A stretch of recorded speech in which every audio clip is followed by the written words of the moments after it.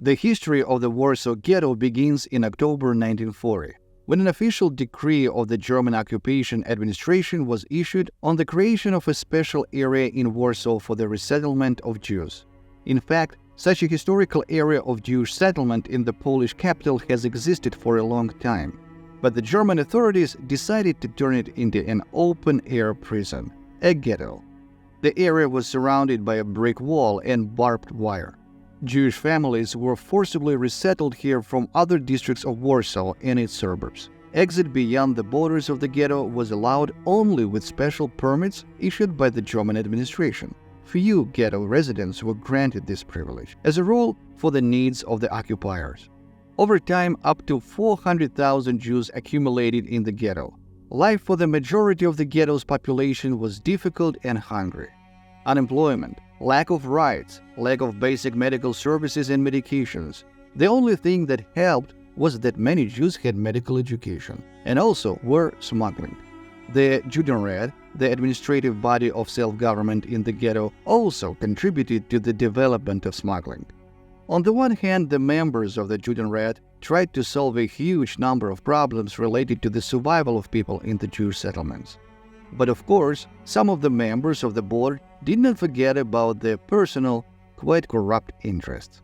The situation was aggravated by the fact that more and more settlers arrived in the ghetto who were brought from other parts of Poland. As a result of overcrowding, hunger, and the lack of basic medical procedures and medications, epidemics and infectious diseases often occurred in the ghetto. Typhoid, tuberculosis, and dysentery. Common diseases were also widespread, mainly associated with poor nutrition and lack of medical care, dystrophy, scurvy, etc. Be that as it may, the Jews continued to live and survive in these inhumane conditions. Newspapers and leaflets were published illegally. Underground radio stations and underground workshops operated where various products were produced. The local police, consisting of Poles and Jews, under the leadership of German officers and surgeons, periodically organized raids to identify, detain, and transport able-bodied men and women to work. In January 1942, the leadership of Nazi Germany adopted a secret resolution on the final solution of the Jewish question. And already in the spring of the same year, in concentration camps, the Nazis launched a death machine for the mass extermination of the Jewish population of the countries of Eastern Europe and the USSR. In the summer of 1940, the mass removal of Jews from the Warsaw Ghetto began. All this was framed by the Germans as the resettlement of Jews to other places, in order to solve the problems of overcrowding and overpopulation in Jewish areas. In fact, the Jews were taken to concentration camps where gas chambers, crematoria, and execution teams had already been prepared for the mass extermination of people. By 1943, rumors about the terrible fate of Jews being taken out of the cities began to reach the inhabitants of the Warsaw Ghetto. By this time, underground combat groups had already been formed in the ghetto to protect against Nazi lawlessness. Serious underground work was going on, but everyone understood that the collapse of the fascist Reich was still a long way off. It was necessary to accumulate strength and wait for the right situation. However, the German authorities did not leave the Warsaw Jews hope. All large parties of ghetto residents were sent to camps, from where, as members of underground organization already knew, there would be no return. In essence, the uprising in the Warsaw Ghetto was a gesture of despair and hopelessness. The uprising began on April 19, 1943. By this time, the underground has amassed weapons and explosives. Hitler's authorities threw all the forces at hand against the rebels in Warsaw and its vicinity. To the surprise of the Nazis, this was not enough. The rebels put up fierce resistance to the Nazis, and they had to transfer special punitive units from different parts of the Reich to Warsaw. We will not analyze in detail the course of the uprising, which lasted about a month.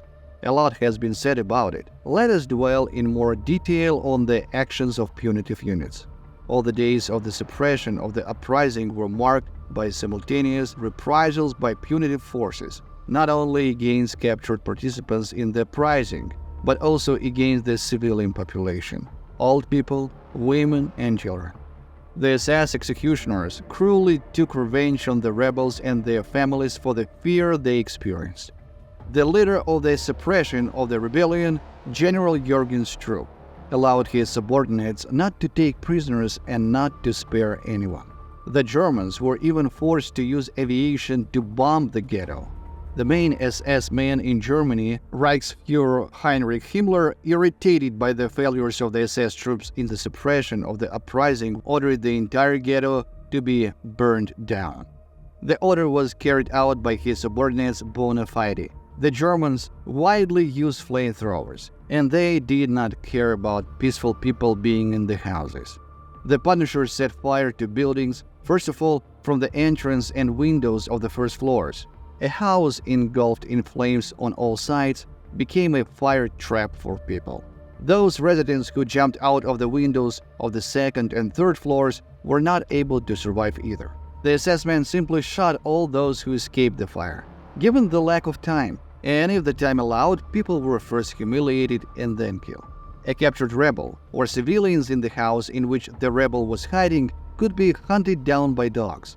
People were also hung from poles or trees, flogged with whips or metal rods, and kicked.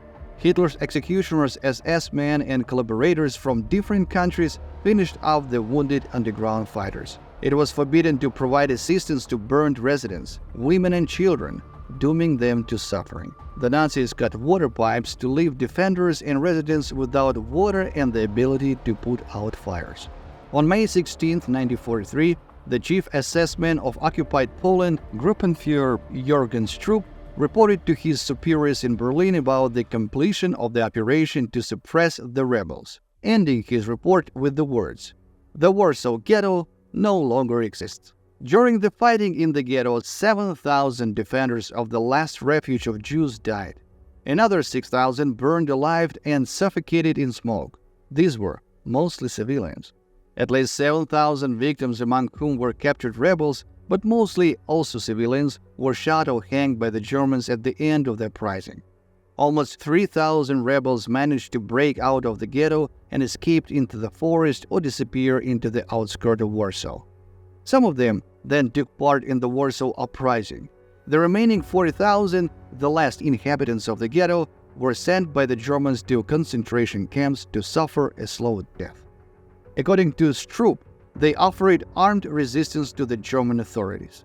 However, the tragic history of the Warsaw Ghetto, or rather what was left of it, did not end there.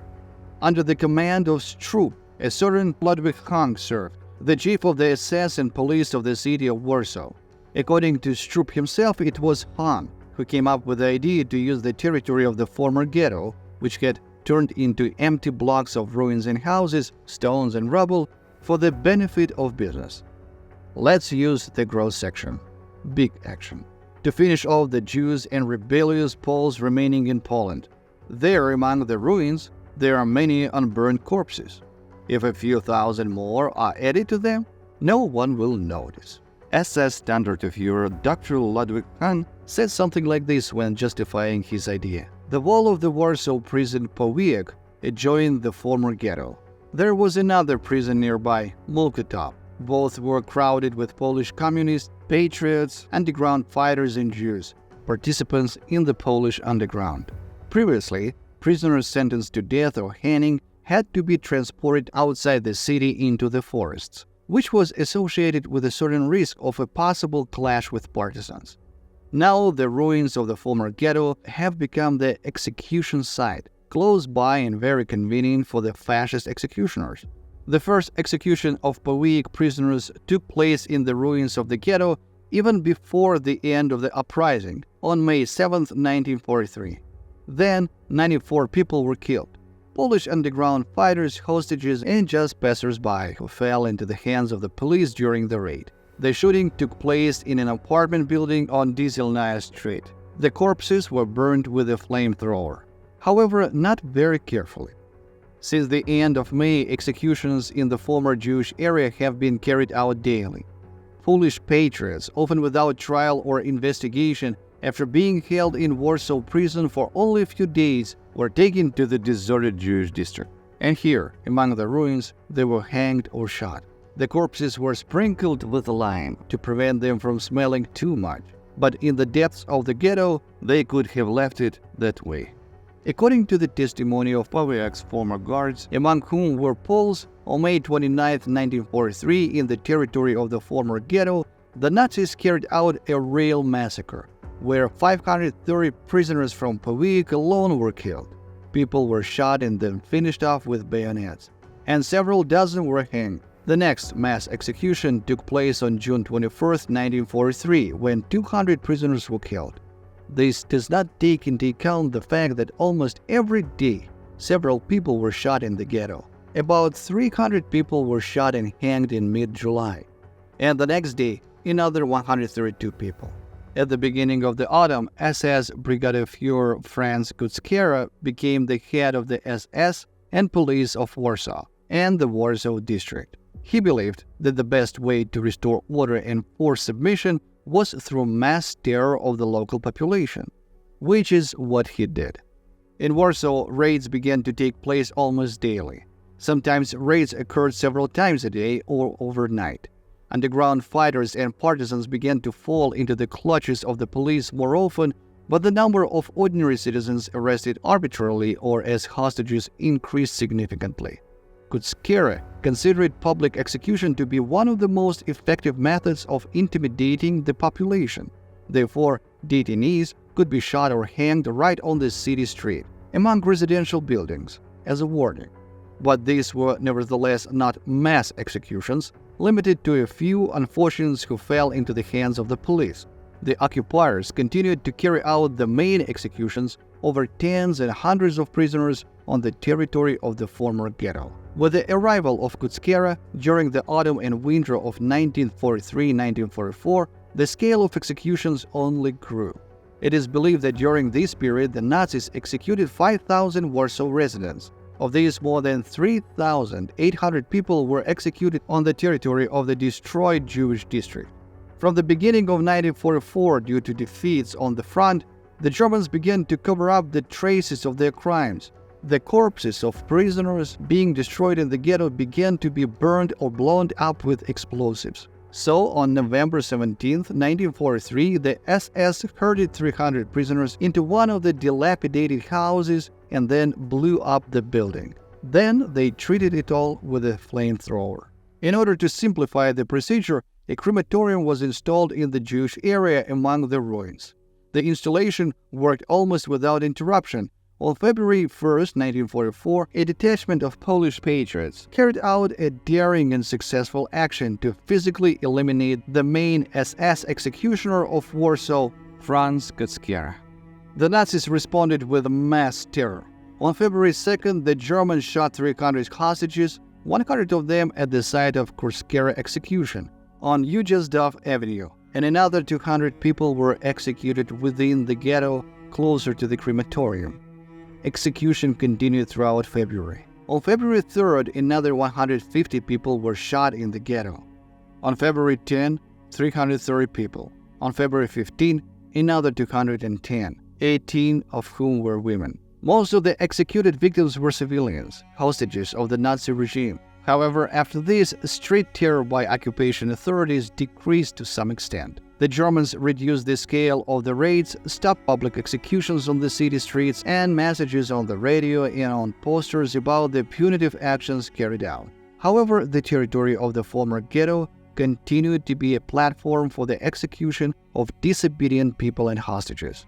It is impossible to accurately estimate the number of people killed by the Nazis in the former Jewish settlements. After the liquidation of the ghetto on its territory, according to various sources, the number of people shot, hanged, and burned reached 20,000. Approximately the same number were killed during the suppression of the uprising in the Warsaw Ghetto. At least 10,000 people were killed, died of hunger and disease during the existence of the ghetto.